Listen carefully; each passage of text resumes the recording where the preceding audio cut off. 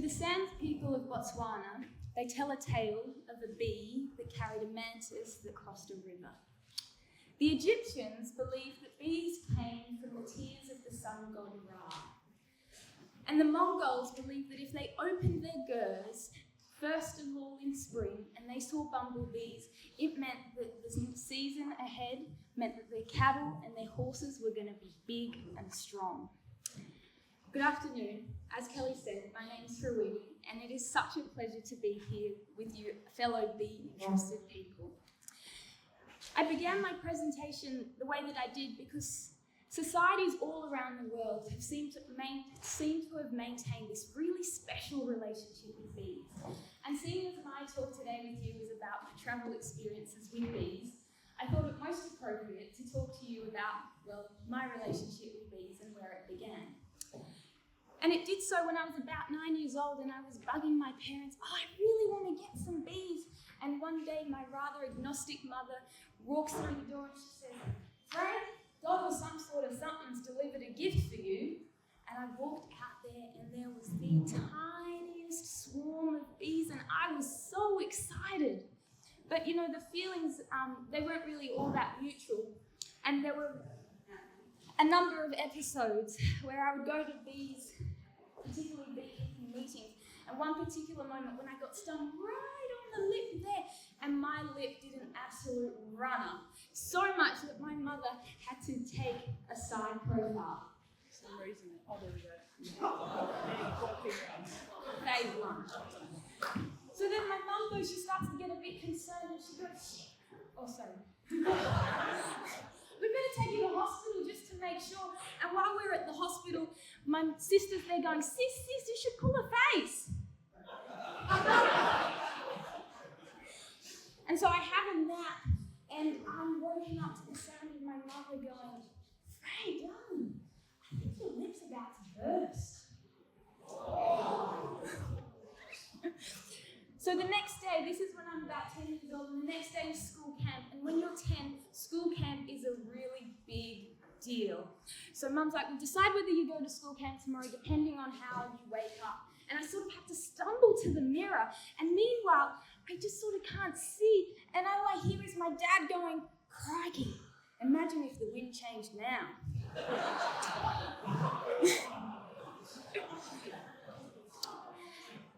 So my relationship with bees didn't always stay this way, but I kept bees throughout all of high school. And on one of my last conversations with my dear teacher, Mr. Mays, he said to me, Frey, what do you want to do? And normally I would say, well, what are you going to do next year after they've just gotten their 40-year service award? Because I didn't really know what I wanted to do. But I really liked Mr. Mays, and I said, look, Mr. Mays, I'm thinking of going to uni, but I'd actually really love to just travel the world and work with beekeepers. And this dream came true in 2022 when I was awarded a Global Footprint Scholarship. And this gives funds to young people aged between 18 and 25 to travel the world and experience their industry in a different country, focusing on sustainability, but also I was afforded an agricultural scholarship, but there's also horticulture and trade. So with that, I was off. And my first set of travels set me to work with an organisation that I'd looked up to for a very long time, which was Bees for Sustainable Livelihoods. And this is an Australian Centre for International Agricultural Research funded project aiming to optimise the profitability and sustainability of small-scale beekeepers throughout the Pacific. And during this week, what we were running was the first Pacific Islanders Beekeeping Congress. And this was more or less a congregation of beekeepers from over 12 Pacific Island nations coming together and sharing their knowledge and also engaging in such a variety of activities.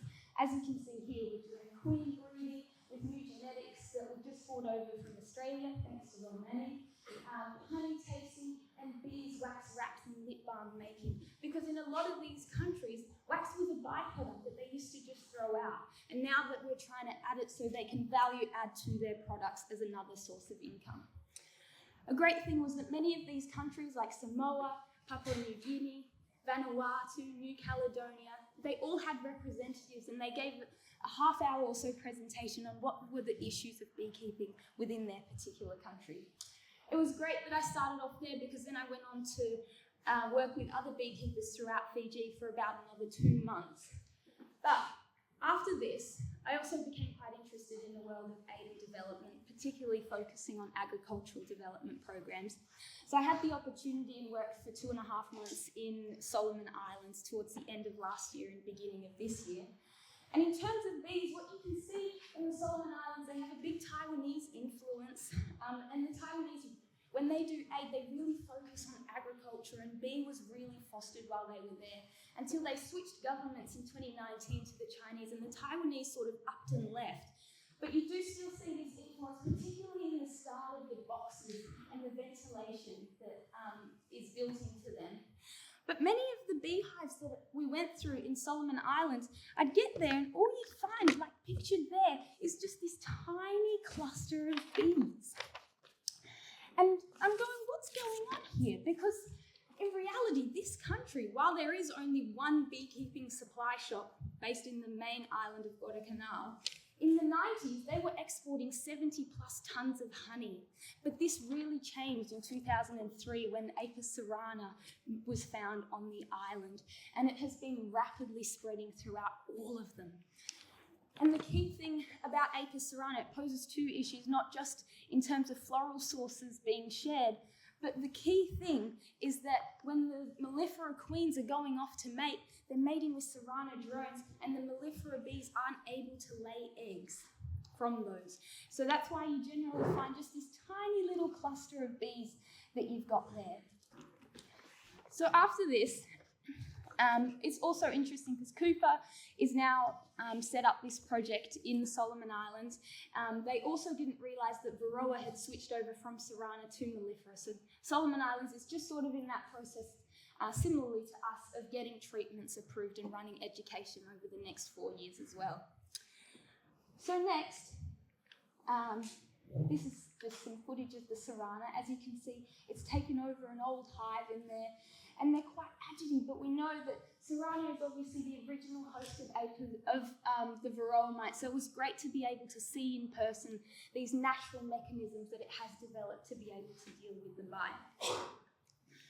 So after this, I was very, very fortunate to spend some time with Dr. Samuel Ramsey. A very big thanks to Liz and Kira for putting in a good word for me.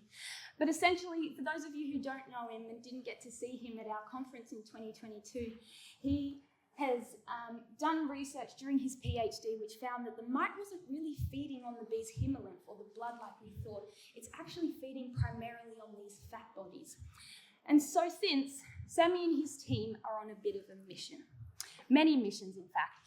But the key thing is to go travelling and get samples of every bee, but most importantly, each of their parasites.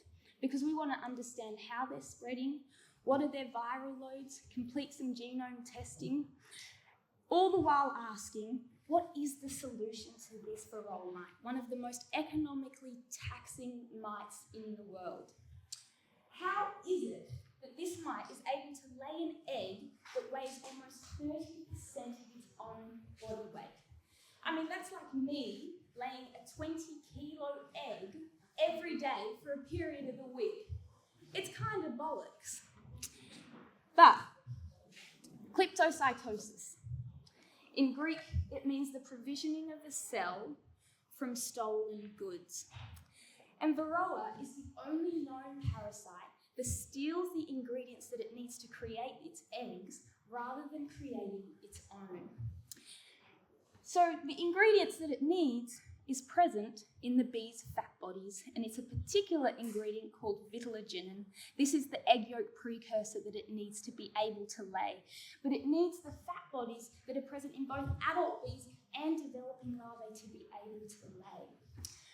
And so, while being very resourceful, or aka I would call it rather lazy on the mite's behalf and stealing and not just making its own, it does actually make the mite quite dependent on one very thing. And being when you're dependent on one thing, it can make you quite vulnerable.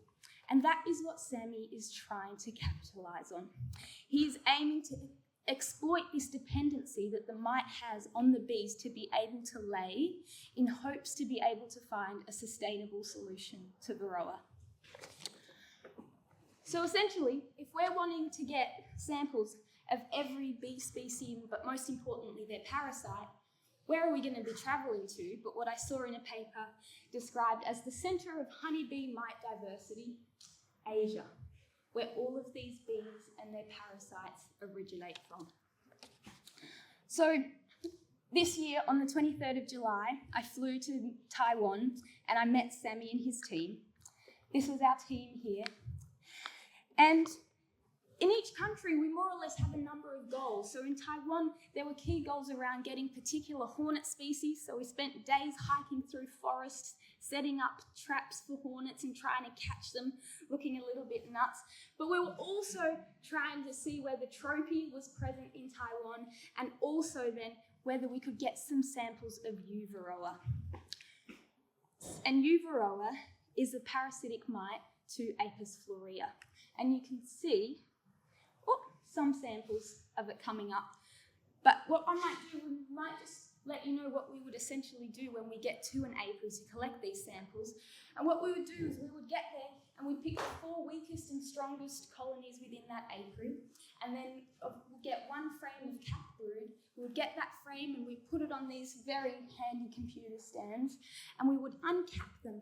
And when we're looking inside it, we're using these dental lenses with light, and it gets really close and personal to these mites. So close. This is just some of the footage that we were getting on the camera, so you can see how up close that is and the way that the mite is moving, and that's just it sitting on the end of a little paintbrush. So while doing this, what we were doing is, this is just an example, because we obviously didn't find any trophy, but what we were doing is, in each cell, if we found any varroa, we would get all the varroa and all of the eggs in any of its developmental stages, and we'd put it in this little tube, and we'd also take note of what stage that bee was in that time. So was it a purple eye, was it a wide eye? And what you can see in that little cell is a bit like Liz's fabulous photo that she made, is that's all those mites inside that little tube. And then they're the ones that are getting sent back to the States. So this is dear little Apis florea. And if you think that dogs are cute, well, when you see these, they're going to make you cry because they are so cute. They're just tiny little bees. But the reason that we're looking at Apis florea is because it is the host of U. varroa. And so what we have on the board here is most bees have their own parasitic mite that they've been able to develop a natural mechanism to live alongside. So you've got varroa mite, the original host Apis cerana, and then you've got Tocal mite here. That's the original host, is the giant honeybee, so Apis dorsata and Apis laboriosa. And then we have U. varroa here, which Sammy calls like a hippie because it's got this long curly hair at the bottom of its backside. So the reason that we were looking to get samples of U. varroa though is because U. varroa has been known, we know that U. varroa is able to reproduce in mellifera colonies. Not only that, when U. varroa is reproducing in there, it's apparently able to do so at twice the rate that it normally does. And a key factor of concern is also the fact that U. varroa or Apis florea is really rapidly spreading. Even just through Taiwan, it's been there since 2007. We could see how widespread that it was. And Taiwan was previously the most westerly point that it was detected, until there were some detections of it in Malta earlier this year. So we were also looking at hornets, and the reason we were looking at hornets is because Sammy's research is funded by the US Department of Ag, and they have had so many hornet incursions in the last 6 months. But I just wanted to share them with you because they're quite beautiful as well. And to say it out loud, what you hear, there's no audio, but what Sammy says in that video is often, he's saying that we won't be eating the hornet larvae from this one, because when the pest controllers would deliver them to us, they were just like picking them out and yapping them in like this. But it didn't look very attractive then, but when you get those hornets and you mix them in some oil, get them a bit crunchy, add some breadcrumbs, add some peanuts, garnish it with a little bit of shallots and chili, and we all ate that. We also ate cricket stuffed with carrots, and dare I say rat. Yes, it wasn't that bad. You eat chicken, you wouldn't be able to tell if I told you. The only difference, then we were off to Mongolia, and Mongolia, the food, I have to say, wasn't that much different either. Here we're eating horse milk, or drinking horse milk. We're eating fermented horse milk biscuits. There's a lot of horse meat and very limited numbers of vegetables. But Mongolia is such a beautiful place. As you can see, it's a landlocked country located between China and Russia. And in Mongolia, there's generally sort of 6 geographic zones. Sorry, it's really blurry there. But, and the bees, they're kept in the taiga forest and the mountain forest steppe as well, and in some cases in the steppe. So we landed in the capital where that big red or black dot is, and we travelled about 12 hours all the way up towards the border of Russia. And in these 3 geographic zones, where pretty well 80% of the beekeepers in Mongolia work out of. So this was us as we're driving through the Mongolian steppes. As you can see, it's a very, very big landscape that makes you feel very, very small. And there was recently plenty of rain events. So the 12-hour trip turned out to be slightly longer than that, as we did get bogged along the way, our fair share. But needless to say, as we were driving, we're passing cattle, we're passing sheep, we're passing goats, and wild herds of horses that were galloping through the landscape. So it was a very, very mesmerising landscape. As well, so in terms of beekeeping in Mongolia, it has quite a short history because traditionally many of these countries were nomadic, and many of them still are. And as you can see, the little white-looking tents are gers, and that's what they move and travel in as the seasons change with their livestock. So these were some of the beehives that we saw, and a lot of the beekeepers that we worked with were actually introduced to beekeeping through a World Vision project that started in 2010. And it's great because many of these projects, they last for a couple of years, but beekeepers don't seem to be able to continue practicing beekeeping. But this one was obviously really successful because we're here nearly 14 years later, and many of these beekeepers are still working really well.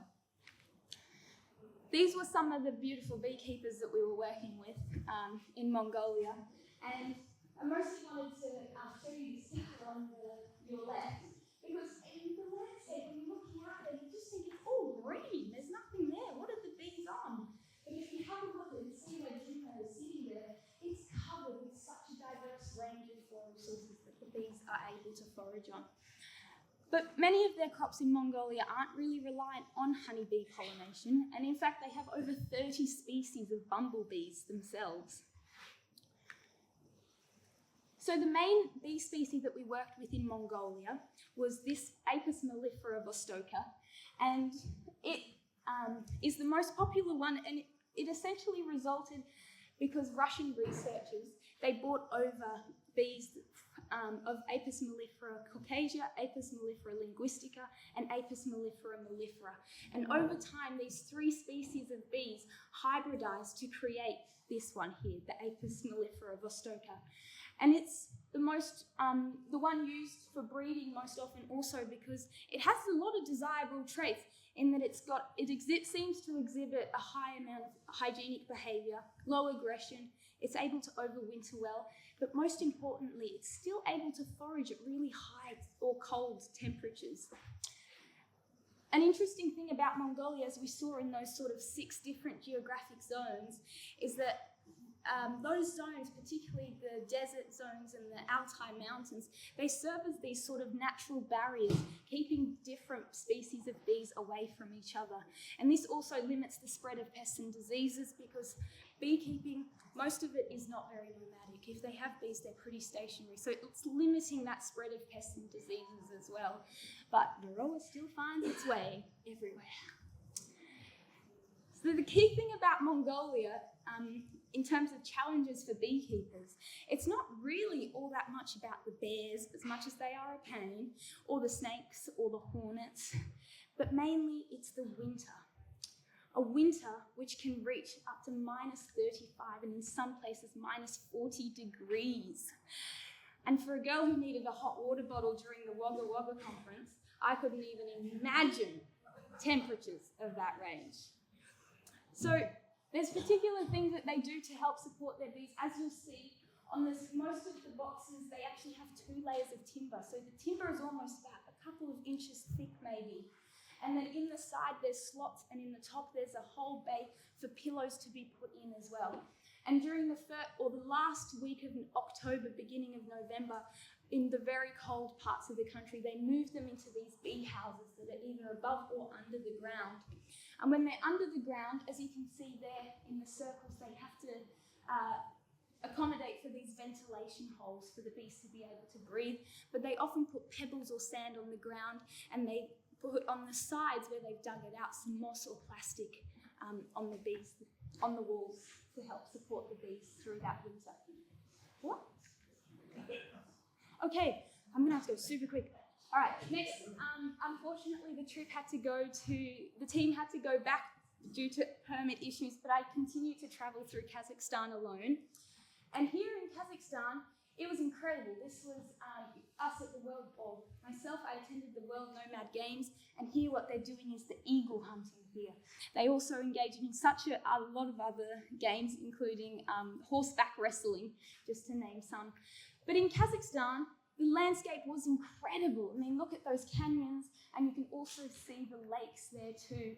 And the other thing is that there were bees everywhere.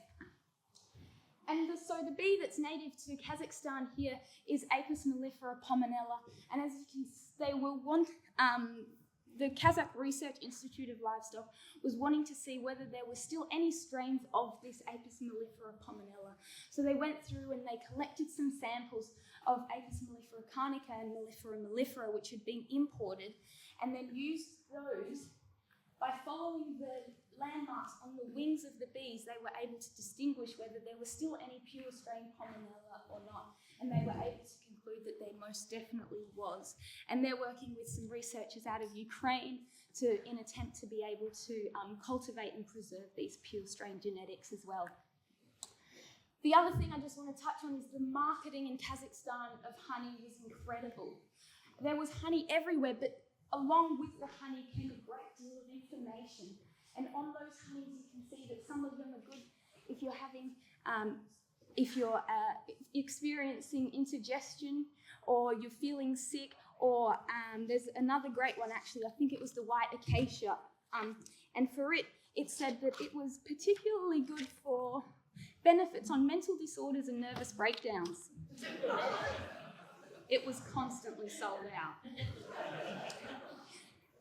So not only that, as you can see, it wasn't just in the markets, it was also in little shops. And this is the sort of money that in the little shop that they might be making over a period of 2 weeks. And also, when you go to these shopping centres, look at the way that this beautiful honey is marketed. I think in Australia we seem to have a lot of trouble in selling our honey, but here you can see why our plastic tubs might just not quite cut the mustard. But we've got a lot of growth, which is great.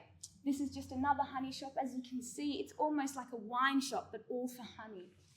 So next I went to Kyrgyzstan, or I didn't go to Kyrgyzstan, no.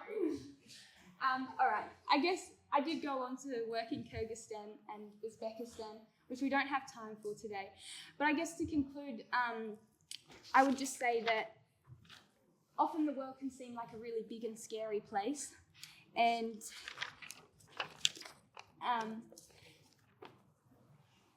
while you often travel to experience difference, I think the more you travel, you come to realize and understand just how similar people and societies around the world are. And that bees, or humans have, and I think they continue to have, this really special relationship with bees. And around the world, they seem to be universally loved, and they are also a really impartial insect.